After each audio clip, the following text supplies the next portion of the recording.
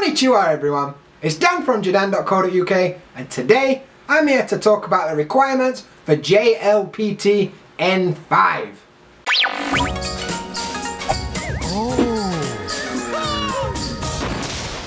Cheers for finding my video everyone, I appreciate that. So today the video is all about what is required to take the JLPT N5 test. But before we get started, today's question. Today's question is, what's your Japanese level and how long have you been studying Japanese?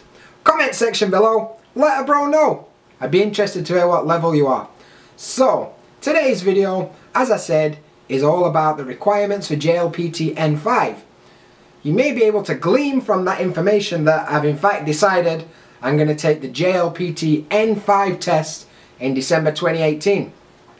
Some of you might be thinking like, Dan, you've been in Japan 2.5 years, you speak a bit of Japanese, why are you going for like basic one? Why not like gambaro a bit and go for another one?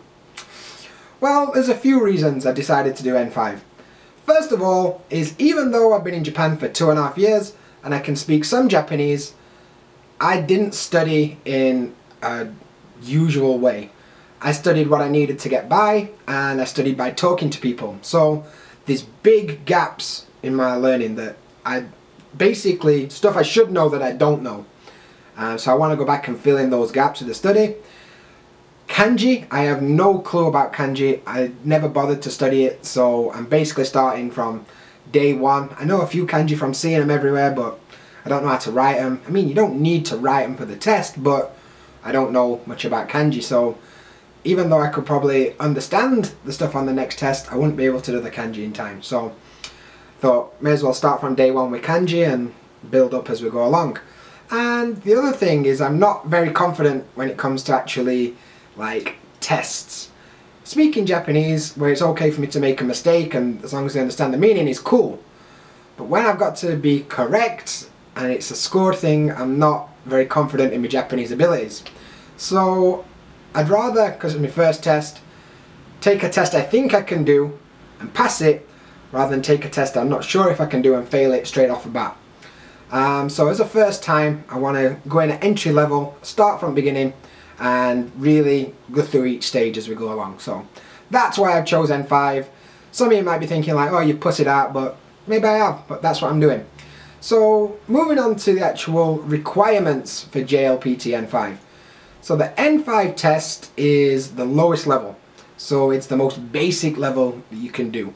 And I looked into what's actually required on the JLPT website and I've written it down here, so I'm going to take a look. So, you must be able to read and understand typical expressions and sentences written in hiragana, katakana and basic kanji. You must also be able to listen and comprehend conversations about topics regularly encountered in daily life and classroom situations, and be able to pick up necessary information from short conversations spoken slowly.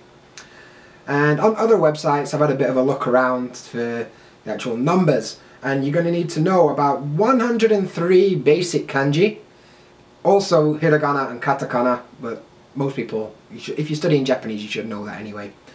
The kanji is new to me, but hiragana and katakana is no problem. 730 vocabulary. So that's more than I expected, to be honest with you. 730 seems a lot. 124 grammatical patterns.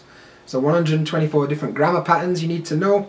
And around 20 expressions that you should encounter in daily life.